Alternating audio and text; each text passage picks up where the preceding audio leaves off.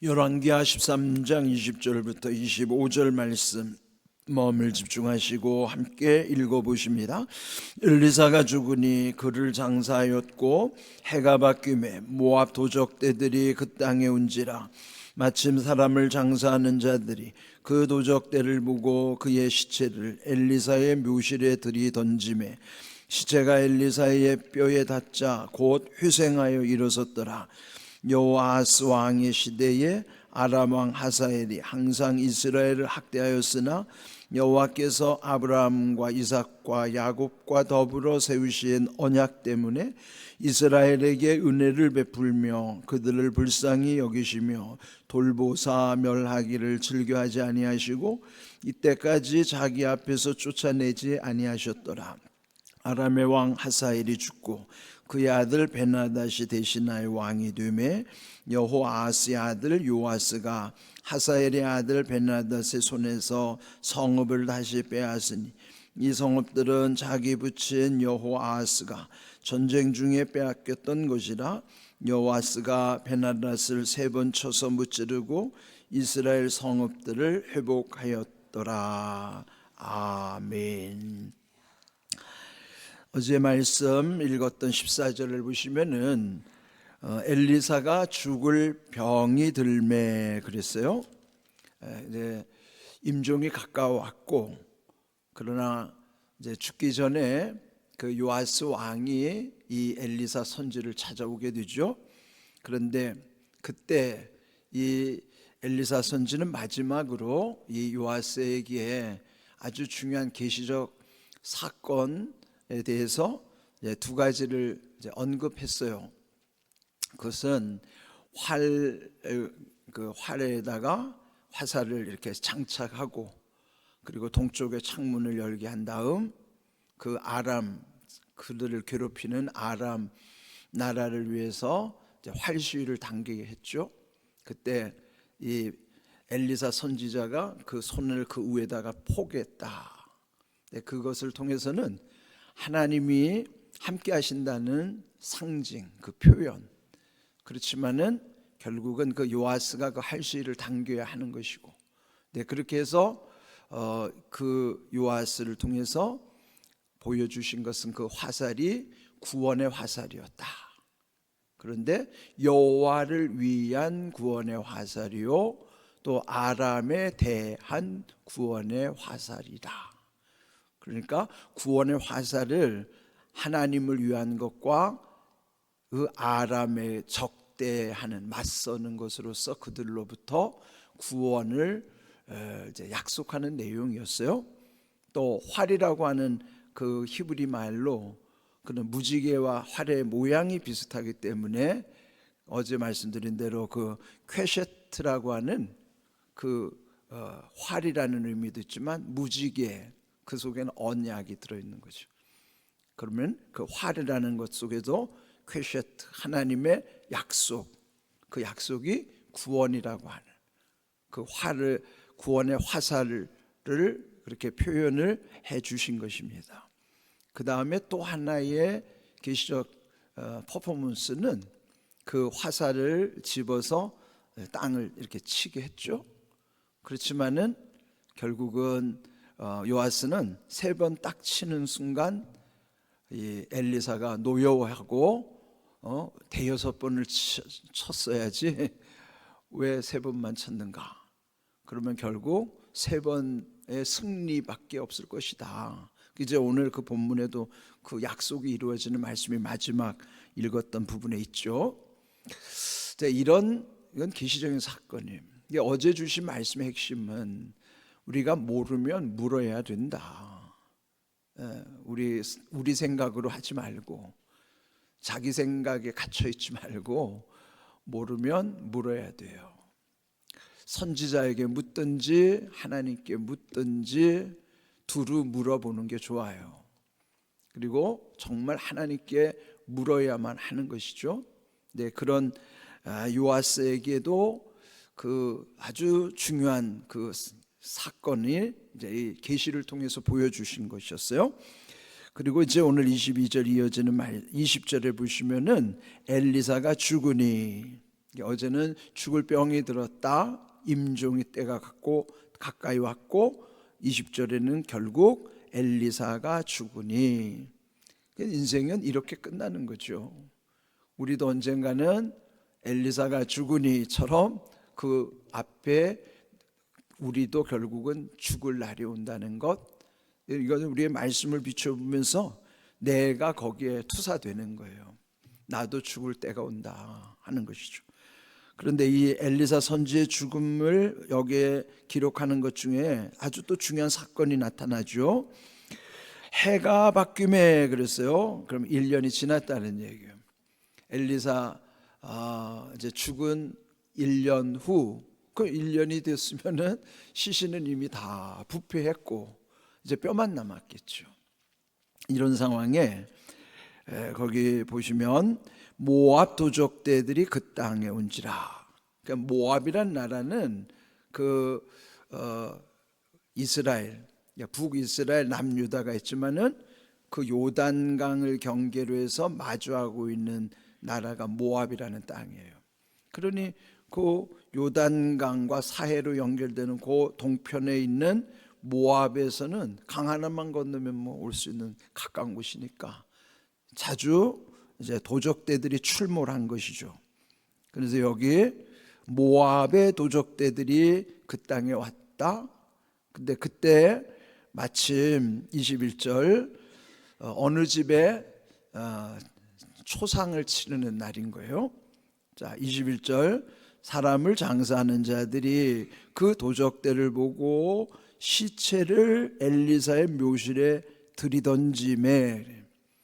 그러니까 이제 장례를 지내던 중에 갑자기 도적대들이 들이닥치니 놀랐겠죠. 두려워서 결국은 그 시신을 그냥 곧 지나가던 데 보니까 또 엘리사의 무덤 옆인 거예요. 그게 뭐 엘리사의 무덤인지 그 사람들은 관심도 없었겠죠. 그러나 어쨌든지 그 남의 무덤이지만 그 우리 같은 무덤, 봉분의 무덤이 아니고 그 나라는 이렇게 어떤 굴 속에다가 이렇게 돌을 막거나 이렇게 해서 시신을 장사 지내기 때문에, 그래서 이제 거기 묘실을 보고서 그 시체를 급히 들이던지매, 그러니까 막 던지듯이 막 거기다 대충 집어넣고 간 것이죠. 그런데요, 놀라운 일이 벌어진 거예요. 그 죽었던 시체가 엘리사의 뼈에 닿자 곧 회생하여 일어섰더라. 살아난 거예요. 이 엘리사의 뼈가 능력이 있을까요? 이제 우리는 어떤 그 현상에만 집착하기 쉬워요. 그러면 엘리사의 뼈의 능력인 것처럼 생각하기 쉽잖아요. 이렇게 어떤 보이는 현상에 집착하는 것이 우상으로 빠지기가 쉬운 거예요. 그 엘리사의 뼈의 능력이 아니라 메시지는 엘리사라는 이름에 있는 거예요. 엘리사 이름이 뭐죠? 엘리는 예수님이 십자가에 달릴 때 엘리 엘리 라마 사박다니 이렇게 외쳤던 그 엘리예요. 엘리라는 뜻은 나의 하나님, 그런 뜻입니다. 엘리, 나의 하나님은 구원이시다. 나의 하나님은 구원이시다. 그게 엘리사의 이름의 뜻이에요. 그러면 엘리사의 뼈의 능력이 아니라 엘리사라고 하는 이름 속에 든 메시지가 중요한 거예요. 예? 엘리사, 나의 하나님은 구원이시다. 그러면 구원은 건져내는 거죠. 살려내는 거예요. 회복시키시는 거예요. 그러니까 구원의 의미 속에는 여기 회생, 오늘 제목이 회생이에요. 회생이라는 말은 다시 살아난다. 그게 회생이죠. 살리는 능력. 그게 구원이죠. 우리 이제 영원히 사는 구원과 더불어 우리 일상에서도 우리의 영이 살아나는 거, 잠들어 있던 영이 깨어나는 거, 죽은 것 같은 영혼이 살아나는 거, 이거 다 회생하는 거예요. 그러면은 그 엘리사라는 이름의 메시지 속에 나의 하나님은 구원이시다, 살리는 능력, 살리시는 하나님, 구원의 하나님, 그 메시지를 여기서는 알리고 말씀하고 싶은 거예요. 회생, 다시 살아나는 비결은 나의 하나님의 구원이란 말이에요. 그러니까 여러분, 우리가 항상 보면은 메시지 속에 그 핵심이 있는 거예요. 본질이 있는 것이죠.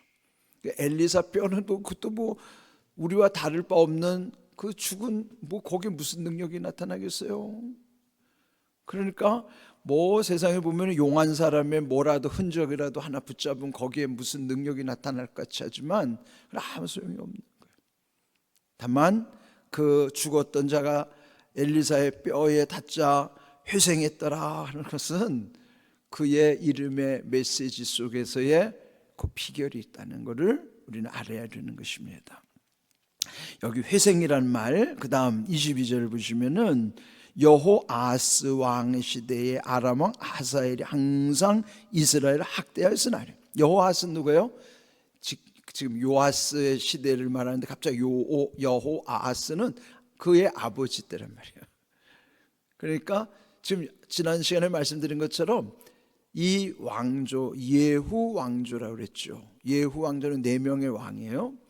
예후로부터 그의 아들 여호아하스, 또 그의 아들 요아스, 그리고 또 그의 아들 여로보암. 여로보암은 초대 왕의 이름하고 같기 때문에 요거는 구분해서 여로보암을 여로보암 2세라고 이제 그렇게 대충 불러요.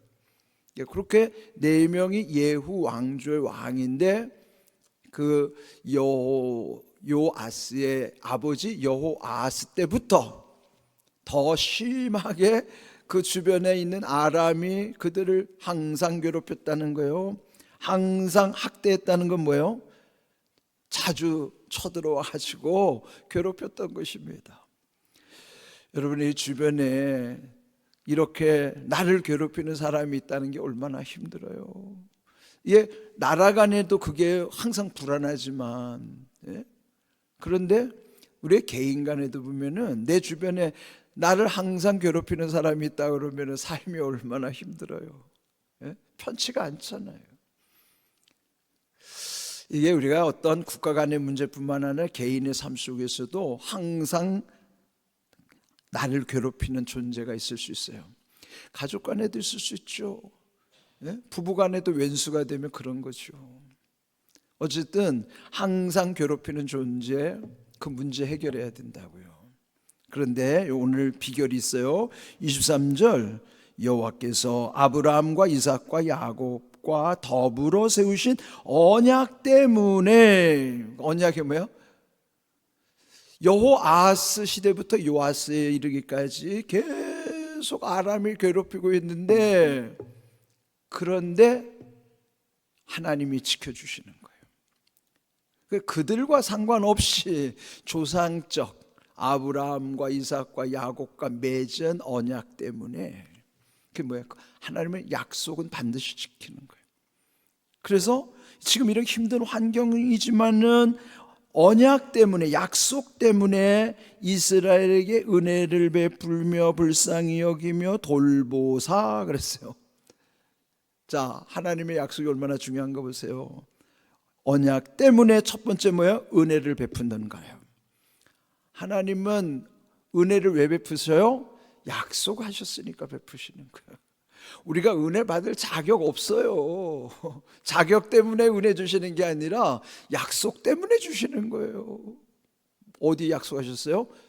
이미 아브라함과 이삭과 야곱은 그들 이스라엘에 해당되는 것이지만은 이 후대에는 예수님을 통해서 모든 은혜가 우리에게 흘러오게 하신 것은 하나님의 언약이에요. 약속 때문에. 약속 때문에 우리가 은혜를 받는 거죠. 자격이 있어서 은혜 받는 게 아니에요. 그러면 은혜 받으면 어떻게 한다는 거예요? 은혜 베풀며 불쌍히 여겨주시는 거예요. 은혜 속에 뭐가 있어요? 불쌍히 여기심이 있는 거예요. 우리를 불쌍히 여겨주시는 거예요. 그러면 그 다음에 뭐예요? 그래서 돌보아 주시는 거예요. 뭐 때문에? 약속 때문에.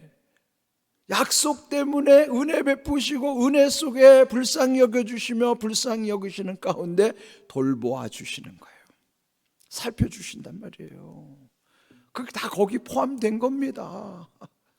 뭐가 중요하죠? 약속이 중요한 거예요. 언약 때문에 자격이 있는 게 아니에요. 뭐가 자격이 있어요 우리가? 뭐가 예뻐요? 아니에요. 여러분 자꾸 사람을 누가 예쁘다 안 예쁘다 그걸 내가 마음에 들고 안 들고 그게 중요한 게 아니에요.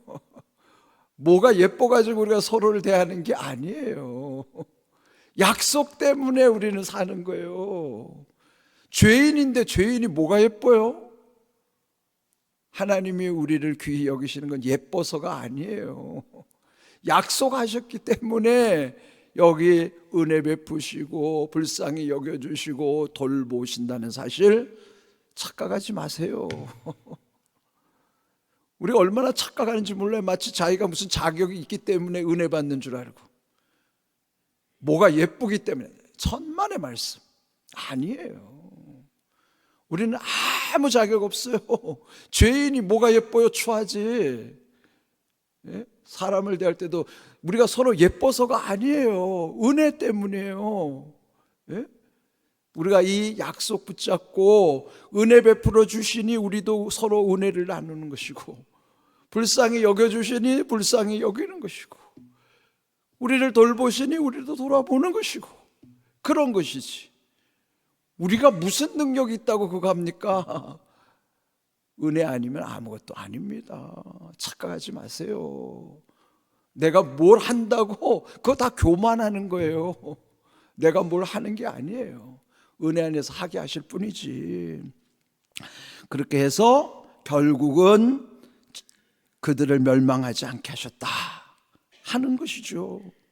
그리고 25절, 요호아스의 아들 요아스가 하사엘의 아들 베나닷 손에서 성읍을 다시 빼앗으니 이 성읍들은 자기 붙인 여호아스가 전쟁 중에 빼앗겼던 것이라. 요아스가 베나닷을 3번 쳐서 무찌르고, 3번 쳐서 무찔렀어요. 그게 뭐예요? 화살 3번 쳤잖아요. 그대로 이루신 거예요. 3번 승리한 거예요. 그리고 그 이후에는 승리를 못하게 되는 거죠. 그러므로 이스라엘 성읍들은 회복하였더라. 앞에 무슨 말이 있었어요? 회생. 지금 뭐예요? 회복. 오늘 여기서 두 단어에 눈이 콱 꽂혀야 돼요. 눈이 열려야 돼요. 뭐예요? 회생과 회복. 회생은 뭐예요? 영이 살아나는 게 회생이고, 회복은 뭐예요? 환경이 살아나는 거예요. 내 환경이 살아나는 건 회복이고, 내 삶이, 내 생명이, 내 영이 살아나는 건 회생이라. 회생과 회복의 은혜, 내 영을 살려주시는 회생의 은혜, 내 주변의 환경을 살아나게 하시는 회복의 은혜, 이게 하나님의 은혜예요. 오늘 여기 회생과 회복이라는 말씀을 기억하십시오. 이게 다 하나님의 은혜 가운데 약속대로 이루시는 거예요. 언약 때문에. 오늘 말씀을 잘 기억하세요. 23절의 비결이에요. 항상 주변에 괴롭히는 사람이 있다 하더라도 하나님의 언약 때문에 우리에게 은혜를 베풀어 주시고 불쌍히 여기시며 돌보아 주시면 무너지지 않는 거예요. 우리는 희생할 수 있고 회복할 수 있는 거예요. 이런 귀한 은혜를 붙잡고 살아야 돼요. 얼마나 말씀 속에 답이 있는지, 오늘 아침에 저도 묵상하면서 얼마나 마음이 기쁘고 그냥 힘을 얻고 그런지. 여러분, 환경을 보면 낙심할 수밖에 없어요. 옆에 사람도 보지 말고 환경을, 옆에 집착하지 말란 말이에요. 집착하지 마세요. 집착하면은 집착하는 것만 보여요. 그럼 어떻게 해야 돼요? 주님께 집중하세요. 주님께 집중하면 모든 것이 제대로 보이기 시작하는 거예요. 사람이 괴롭히는 것도 보이죠. 그러나 그 사람이 불쌍한 거라고요. 그 사람 두렵지도 않아요. 그 사람이 아무것도 아닌 거예요. 내가 하나님을 두려워하면 그 거룩함의 능력 가운데 내가 거기 휘말릴 것도 없고 그 사람 때문에 넘어질 일도 없고 죄질 일도 없어요. 말씀 속에 답이 있는 거예요.